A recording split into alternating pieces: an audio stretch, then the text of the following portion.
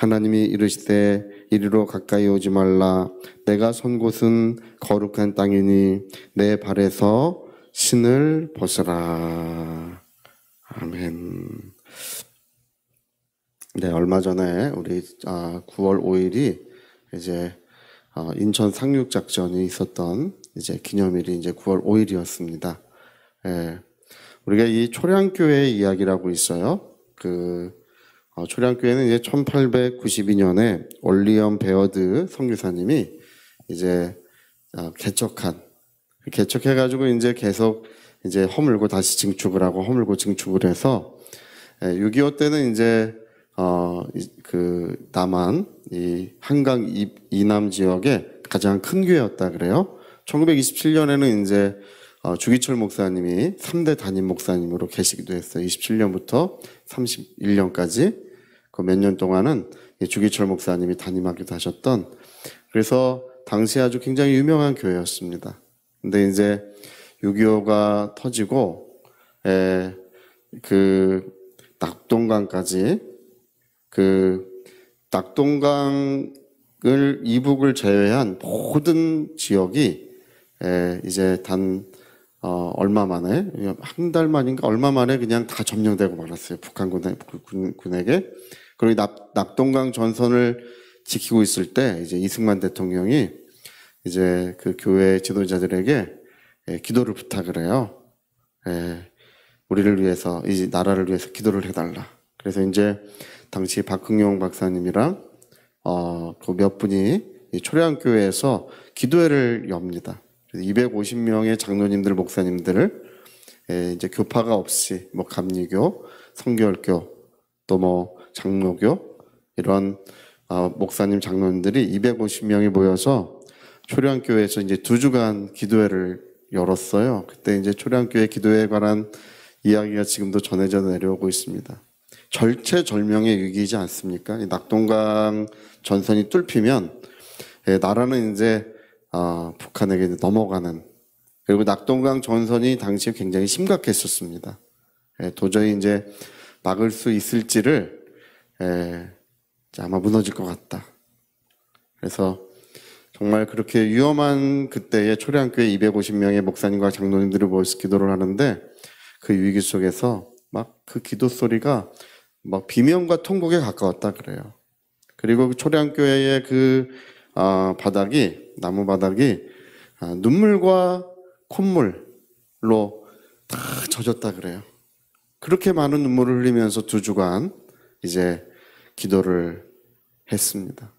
모두가 가슴을 통곡하며 이 나라를 살려달라고 처음에 이제 그렇게 기도를 시작한 것이, 이제 한 주가 지날 때쯤 돼서는 이제 모두가 같이 회개하면서 우리 민족이 지었던, 또 교회가 지었던, 하나님 앞에 범했던 모든 죄들을 정말 낱낱이 회개해가면서 눈물을 흘렸던 그날의 그 이야기가 이 초량교회의 이야기로 지금도 전해져 내려오고 있습니다.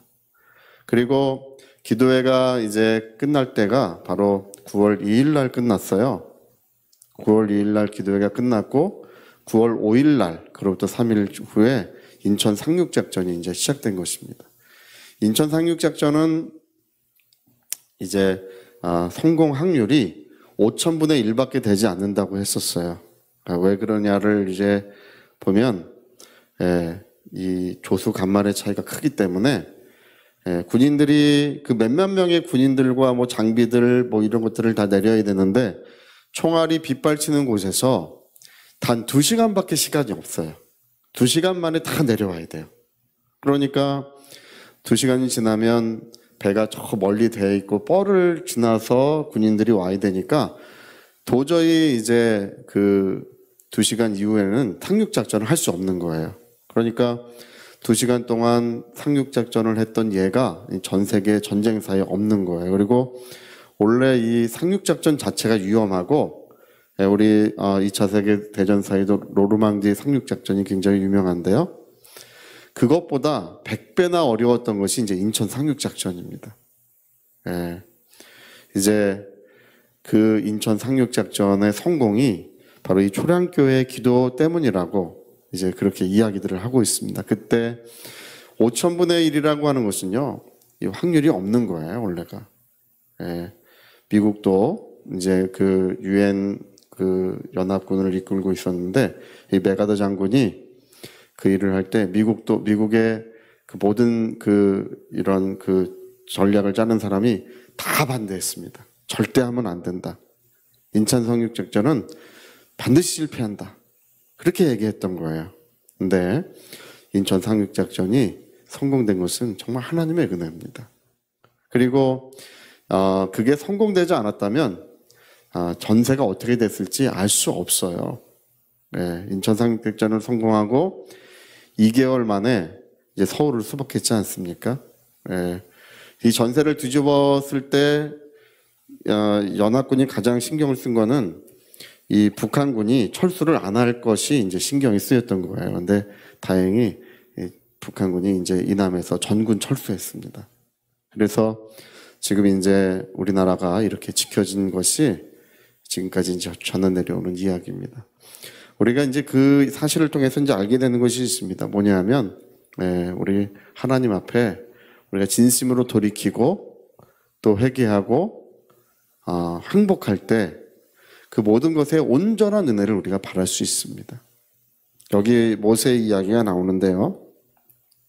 이 모세의 이야기가 나올 때 이스라엘 사람들은요, 오늘 그 출애굽기 그 앞에도 1장에도 나오지만 그들의 고난이 굉장히 컸었습니다.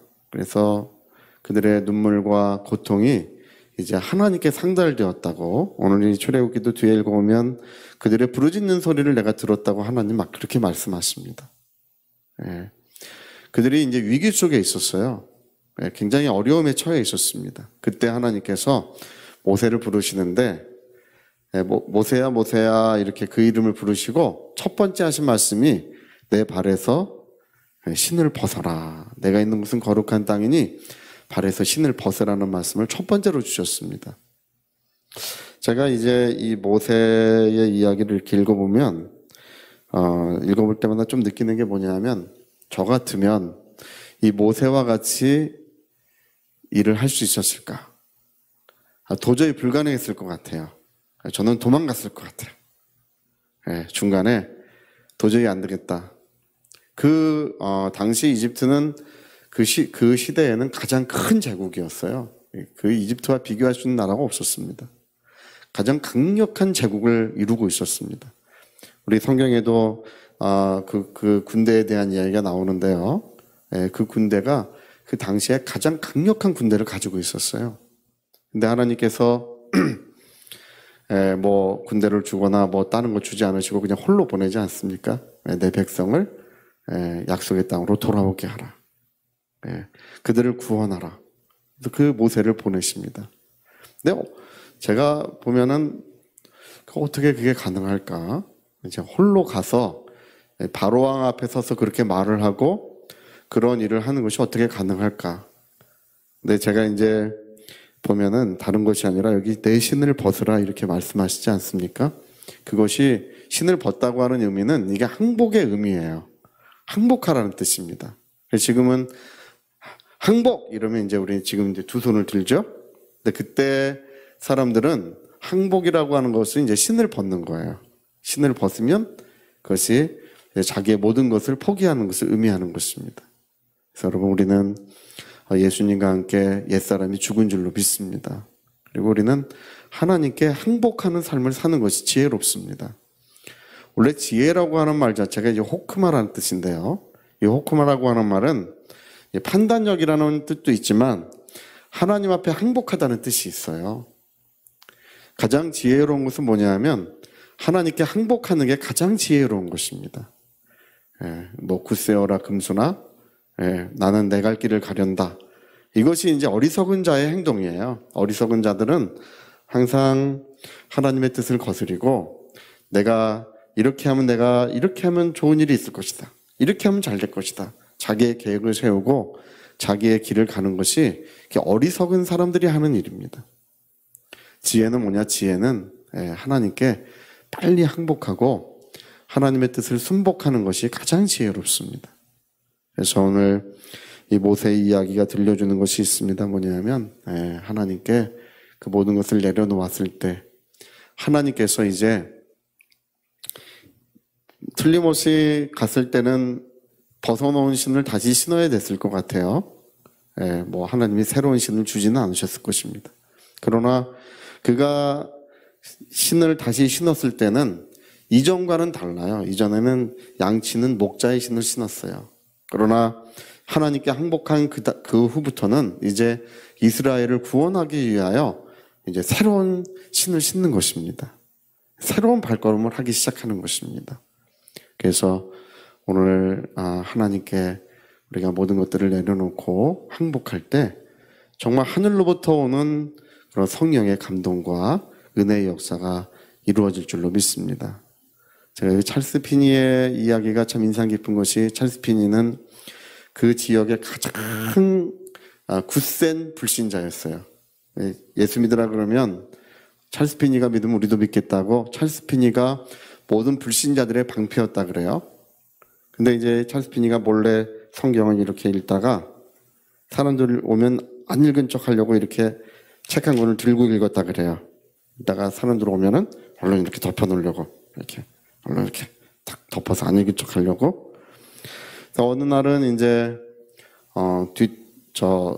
그 마을에 외곽에 가서 그 숲풀에서 이제 기도를 해야 되겠다. 숲풀에 가서 이렇게 기도를 시작했어요. 근데 이제 누가 오는 것 같으니까 부시럭 소리만 나도 얼른 일어나가지고 이제 보는 거야. 누가 오나. 이제 기도하는 모습이 들킬까봐. 또 이제 기도하다가 또 부시럭 소리 나면 그래서 오늘은 안 되겠다. 다음에 기도하러 와야지라고 이제 생각이 드는 순간에 또 다른 생각이 뭐냐 하면, 내가 하나님의 무릎을 꿇어야지. 내가 무엇이 간데 누가 좀 보면 어떤가. 그리고 하나님 앞에 무릎을 꿇었을 때 찰스 피니가 밝은 그 마음을 비추는 빛이, 한 줄기 빛이 있었어요. 그게 뭐냐 하면, 나의 모든 것들은 하나님 앞에 죄뿐이라는 사실, 그리고 예수님의 공로만 있으면 된다는 사실, 십자가의 공로만 있으면 된다는 사실을 그 하나님의 무릎을 꿇는 순간에 알게 되고, 성령께서 물밀듯이 밀려오셨습니다. 그래서 다시금 이제 기도가 끝나고 자기 사무실에 돌아갔을 때 성령이 얼마나 물밀듯 밀려오셨는지, 파도가 끊임없이 밀려오듯이 성령이 너무 밀려오셔가지고, 하나님 더 이상은 안 됩니다. 더 받을 수가 없습니다. 제가 더 이상 견딜 수가 없습니다 할 만큼 성령이 그렇게 임하셨다 그래요. 그리고 그 사무실 안쪽에 있는 문을 열고 들어갔을 때 이제 그곳에서 예수님이 영광 중에 서 계신 것을 이제 보게 됩니다. 밝은 사무실이, 어두운 사무실이 너무 밝게 빛나고 있었다 그래요. 그리고 미국의 3차 대각성 운동이 그렇게 시작되는 거예요. 미국의 3차 대각성 운동은 찰스 피니 한 사람으로 시작돼서 미국 전역이 하나님의 은혜의 물결에 잠기게 됩니다. 그게 어떻게 시작되었는가를 물어보면, 하나님 앞에 무릎 꿇고 항복함으로써 은혜의 날들이 시작되는 것입니다. 은혜의 역사가 충만하시기를 부탁드리겠습니다. 우리 같이 한번 기도하시겠습니다. 우리 한번 기도하실 때, 모세야 모세야 하고 하나님이 그를 부르십니다. 하나님은 이전부터 그를 알고 계셨습니다. 그리고 그가 어떠한 일을 이루실 줄도 하나님은 이미 알고 계셨습니다. 내 발에서 먼저 신을 벗어야 한다, 이렇게 말씀하십니다. 우리 하나님의 은혜를 위하여 같이 기도하시겠습니다.